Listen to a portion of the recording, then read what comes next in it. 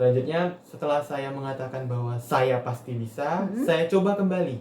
Saya coba kembali itu, dan ternyata puji Tuhan saya berhasil. Wow. Saya berhasil untuk memahami pelajaran itu, dan sekarang sampai saat ini saya bisa menerima dengan sepenuh hati itu pembelajaran. Dan kamu tahu nggak sih, sebenarnya ini termasuk yang kamu tidak suka sebenarnya kan, sosial kan, IPS kan. Nah itu bahkan sekarang kamu jadi orang yang sosial banget malah. Benar sekali. Ya. Oke, berikutnya. Selanjutnya setelah kita sudah bisa totalitas akan aktivitas kita, dari sini kita harus bisa menentukan tujuan dan arah hidup kita kemana nantinya. Oke. Kita sudah kenali diri kita bisa tahu cita-cita itu kemana. Makanya saya selalu punya prinsip, di esok hari saya harus ada hal baru yang bisa saya dapatkan. Keren. Okay. Harus ada hal baru, baik itu dari yang sebelumnya sudah pernah saya coba, tapi saya harus bisa berkembang lagi. Jadi dari sini saya cita-cita yang saya dapatkan ini yaitu berupa, walaupun impian itu hanya impian kecil, tapi saya selalu harus punya tujuan. Tujuan hidup meskipun itu hanya jangka pendek, tapi saya harus bisa mempunyai tujuan agar saya bisa mengenali diri saya. Bahwa saya mampu di situ. Yang selanjutnya, kita bisa menentukan apa hal yang membuat kita nyaman. Kalau boleh sharing, saya sendiri kalau nyaman itu sering mendengarkan musik. Mendengarkan musik. Jadi kita kalau sudah mengetahui apa hal yang membuat kita nyaman, kita akhirnya bisa totalitas juga mengerjakan apa yang kita inginkan dalam aktivitas kita itu. Sering saya terkadang mengerjakan PR.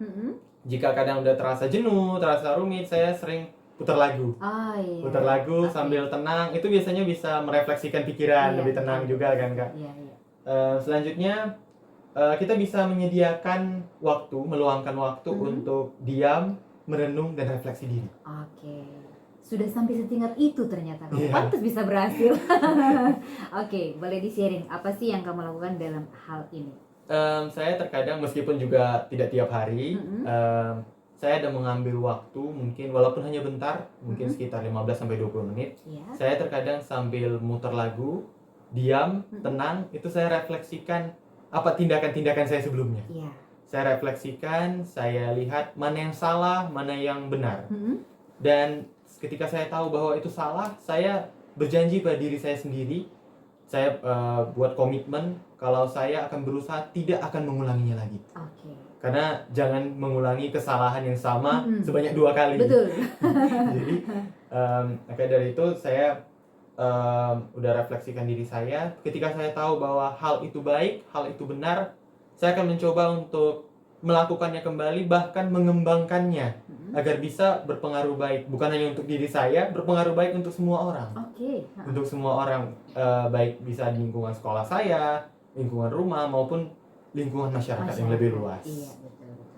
Dan selanjutnya kita bisa belajar untuk lebih mandiri dalam menghadapi masalah. Jadi saya terkadang jika ada permasalahan, mungkin permasalahan pada pelajaran gitu, terkadang di sekolah ataupun dengan teman-teman saya melihat bagaimana teman-teman saya ada permasalahan. Saya selalu sebelum saya berkonsultasi kepada orang lain, saya selalu tanyakan dulu kepada diri saya, apa yang harus saya lakukan? What should I do?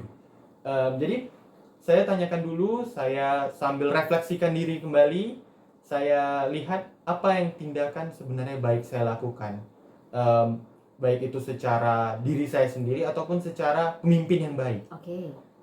Setelah saya dapatkan, maka saya akan coba realisasikan. Tapi jika saya masih terkadang ragu, maka saya akan coba konsultasikan kepada orang terdekat, baik itu kepada orang tua ataupun bapak ibu guru bisa juga. Selanjutnya yang terakhir itu kita harus bisa mengatur mindset kita. Nah ini dia yang susah nih. Jadi mengatur mindset ini memang terdengar sulit ya. Dan kebanyakan jarang orang bisa melakukan itu. Benar Kak.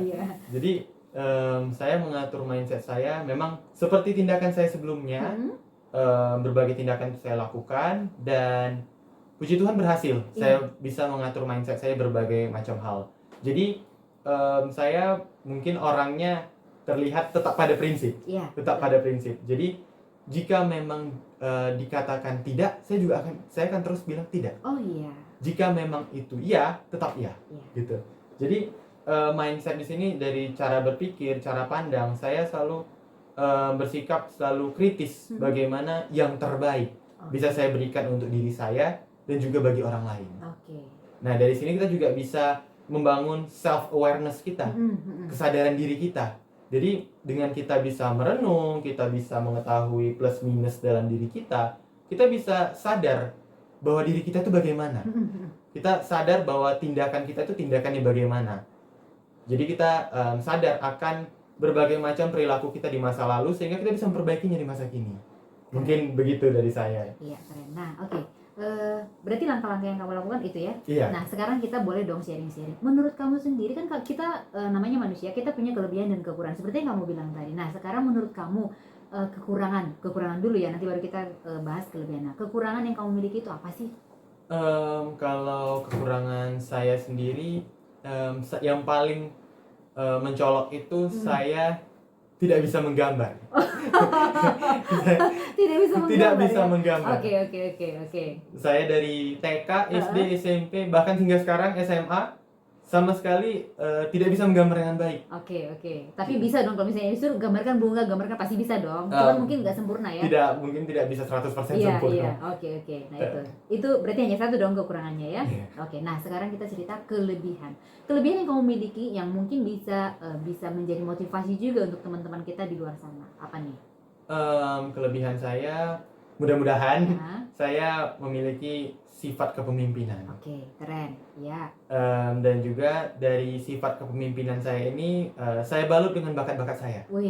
Jadi dengan bakat saya di musik, bakat saya di olahraga, bahkan hingga bakat saya di akademik, saya padukan itu semuanya sehingga dengan karakter saya yang pemimpin, saya bisa mengajak orang-orang yang saya pimpin agar bisa mengikuti pengaruh arus yang positif. Iya. Betul. Oke. Kalau itu aku udah percaya karena aku udah kenal Louis ini dari SD. Kita ketemu di SD ya. Iya, dari SD. Mungkin kalau SMP, SMA kita nggak ketemu, tapi ketemunya sekarang ternyata sudah berhasil dan sudah menjadi produk yang menurutku sih 100% berhasil. Ya kan? Dari SD dulu aku kenal Louis itu kan biasanya kalau ada anak-anak lain nih ada yang ada usil sedikit lah, agak nakal sedikit. Nah, aku tidak menemukan itu dalam diri Louis gitu. Dan mudah-mudahan sampai ke tua nanti hal itu akan tetap berlangsung. Mudah-mudahan ya. Dan itu pesan aku ya. Amin. Boleh ya? Amin. Boleh. Oke. Dan mudah-mudahan tetap bakat yang kamu miliki itu tetap kamu kembangkan dan bahkan mungkin bisa menjadi satu apa ya namanya ya, menolong orang lain gitu. Gimana ya? Menjadi apa ya, bantuan lah untuk orang. Iya, benar. Nah, ini kamu menjadi duta juga menjadi bantuan untuk orang lain sebenarnya. Untuk menolong orang lain supaya tidak terjerumus ke hal-hal yang negatif. Benar gak sih? Iya, benar sekali Kak Riama. Nah, oke. Ada lagi yang mau di-sharingkan? Mungkin untuk sharing satu lagi, saya mau sharing bagaimana kita bisa mengembangkan minat dan bakat kita. Oke, silakan. Pertama tentunya seperti yang saya katakan tadi, niat kita. Jika sekali kita setengah-setengah, sampai kapanpun itu tidak akan berhasil. Betul. Sampai kapanpun. Betul banget. Aku udah ngalamin itu.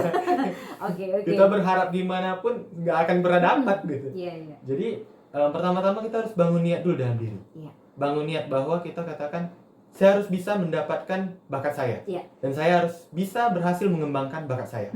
Jadi pertama-tama niat itu dulu. Setelah kita sudah mengetahui niat, maka di situ kita mulai menggali potensi kita. Menggali potensi kita ini bisa dengan trik yang saya katakan tadi di get to know yourself.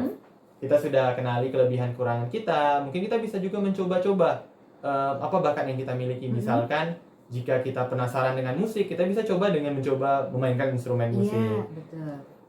Selanjutnya kita bisa mulai dari hal yang sederhana, hal yang simple. Contohnya apa nih? Contoh misalkan kita ingin belajar tentang komputer. Kita mau belajar tentang aplikasi Photoshop misalkan. Kita pelajari dulu dari hal yang sederhana. Misalnya sistem-sistemnya yang sederhana ataupun icon-iconnya yang sederhana. Jadi kita startnya itu mudah kita terima. Jadi kita ketika start kita enak untuk diri kita, tentunya kita melanjutkan yang tingkat yang lebih tinggi itu akan enak karena kita sudah enjoy. Iya, Benar sekali kan, sudah mudah. enjoy. Betul. Jadi ketika kita sudah menguasai basic untuk tingkat-tingkat level yang bahkan level paling tinggi pun, kalau memang kita niat kita kuat dan juga kita yakin bahwa kita bisa, maka akan dapat. Iya, betul. Selanjutnya kita harus konsisten. Ini Konsisten. dia nih. Ini dia nih yang Benar. susah. Iya kan? Benar Betul kan? sekali, Iya. Kak. Jadi saat kita mengembangkan bakat, memang kendalanya itu paling banyak itu bagaimana kita konsisten. Betul. Itu paling banyak kendala. Bahkan saya juga sering terkadang bisa mengalami itu. Karena ketika kapan? Boleh dong sharing-sharing. Ketika dulu saya pernah mencoba les piano, saya di situ kurang konsisten untuk mengatur waktu saya bisa bermain piano. Iya. Sehingga selama beberapa lama itu kemampuan saya situ-situ aja terus. Tidak naik, iya. levelnya tidak naik, tidak berkembang, hanya jalan di tempat. Jadi akhirnya saya berpikir, kalau saya terus begini sampai berapa puluh tahun lagi pun tidak akan dapat. Betul. Jadi saya akhirnya bangun prinsip, saya harus bisa menjadi yang terbaik. Maka dari itu saya bagi waktu, manajemen waktu, dan saya berlatih terus. Setiap hari saya berlatih, saya luangkan waktu, dan saya yakinkan diri saya bahwa saya pasti bisa. Oke, mantap. Dan akhirnya berhasil dong. Puji Tuhan, berhasil. Soalnya tadi kita udah cerita juga, dan kamu punya hobinya itu ternyata ada banyak.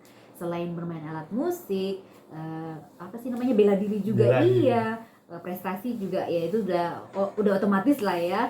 Lalu satu lagi fotografi ternyata. Wah, dan ini satu kegiatan yang jarang juga orang miliki, bukan? Iya. Apalagi dengan medianya itu, dan tidak gampang untuk dimiliki, bukan? Nah, kamu punya itu. Boleh dong sharing-sharing tentang hal itu. Baik, kalau untuk secara fotografi sendiri itu sebenarnya baru saya temukan. Itu bakat. Baru saya kira-kira berapa waktu ditemukan? Ketika awal masuk di SMA Negeri 1, itu di bulan Juli kemarin. Jadi kami masa pengenalan lingkungan sekolah. Dan saat itu ada promosi ekskul. Di situ promosi ekskul namanya ekskul Semansa Network. Jadi di sini saya melihat, wah sepertinya keren nih ekskul ini, karena saya awalnya tertariknya itu pada sinematografinya. Sinematografinya saya lihat bagaimana mereka melakukan atraksi yang pengambilan film, bagaimana menjadi sutradara film. Akhirnya saya tertarik, saya penasaran. Siapa tahu saya punya bakat di sini gitu. Coba dulu deh gitu kan, coba masuk ke ekskul ini, dan ternyata setelah saya coba latih, saya juga berkonsultasi dengan kakak-kakak kelas saya di situ, dan ternyata saya punya bakat itu.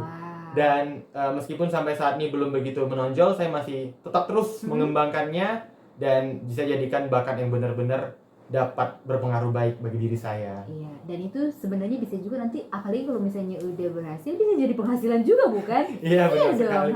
Dari bakat musik, dari bakat fotografi ini, itu bisa menjadi modal untuk kita untuk bertahan hidup, ya kan? Nah, kita tidak selamanya bisa bergantung dengan orang tua, bukan? Benar nanti orang tua kita juga mempunyai masa kekuatannya tersendiri. Nanti pasti mereka akan memiliki masa di mana mereka mungkin sudah tidak bisa mendukung atau membantu kamu selamanya. Nah, sekarang itulah hal yang bisa kamu miliki, yang bisa kamu kembangkan, dan itu akan menjadi modal. Kalau kita bilang modal sebenarnya bahasa pasaran ya, tapi bisa menjadi tapi aku nggak tahu apa istilahnya. Yang penting itu bisa menjadi modal untuk kamu untuk bertahan hidup di masa yang akan datang. Oke? Nah, sekarang selain dari itu, apa lagi yang mau kamu ceritakan? Selanjutnya, setelah kita sudah konsisten, kita sudah berlatih terus, dan mudah-mudahan kita bisa mendapatkan yang lebih baik dari sebelum-sebelumnya, maka dari itu kita harus bisa menghargai pencapaian kita. Sekecil apapun yang kita capai, kita harus bisa hargai, kita harus bisa terima. Jadi kita mulai dari hal yang simpel tadi mungkin. Ketika besok kita bisa mendapatkan hal baru, meskipun itu masih sedikit, masih mungkin nggak sampai 1% dari semua bagian itu, kita harus bangga, dan kita harus hargai bahwa itu merupakan usaha kita dan pencapaian kita. Jadi setiap usaha yang kita lakukan itu harus kita hargai, karena itu merupakan hasil dari kita sendiri yang bangun itu. Jadi sekecil apapun kita harus bisa hargai itu. Dan yang terakhir, itu temukan lingkungan yang mendukung. Jadi memang di sini pengaruh lingkungan tuh sangat besar untuk diri kita sendiri. Betul. Sangat besar. Jadi temukan lingkungan yang mendukung. Seperti saya sendiri di SMA Negeri 1 saya punya bakat musik.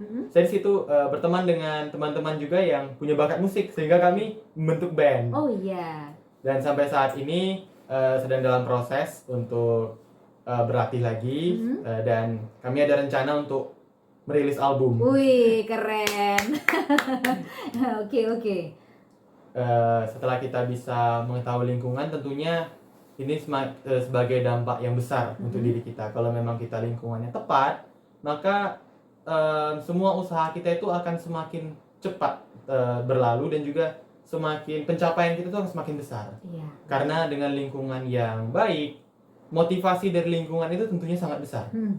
Dan yang terakhir, untuk lingkup semuanya ini kita harus percaya dan sabar terhadap proses. Oh iya, ini dia. Percaya dan sabar terhadap proses. Karena istilahnya dalam kita mengembangkan bakat, menggali potensi itu tidak ada yang instan kan? Iya, betul. Tidak ada yang instan. Betul sekali, betul. Jadi dengan itu kita harus percaya proses kita itu. Karena kalau kita tidak percaya dan kita tidak sabar terhadap proses, ya sama seperti hal yang saya lakukan, yang saya alami sebelumnya, saya juga tidak akan mendapatkan apa yang saya inginkan itu, begitu. Mungkin itu sih Kak untuk yang dari saya. Oke, nah berarti kita udah bahas semua nih kupas tuntas tentang mulai dari awal proses sampai ke karantina tadi ya, dan bahkan sampai dilantik dan beberapa tantangan yang dihadapi dan bisa kamu lalui semuanya dengan 100% berhasil nih. Oke, nah di samping itu ini pasti atas dukungan dari orang tua bukan? Iya. Nah nanti kita akan sharing-sharing dengan orang tua.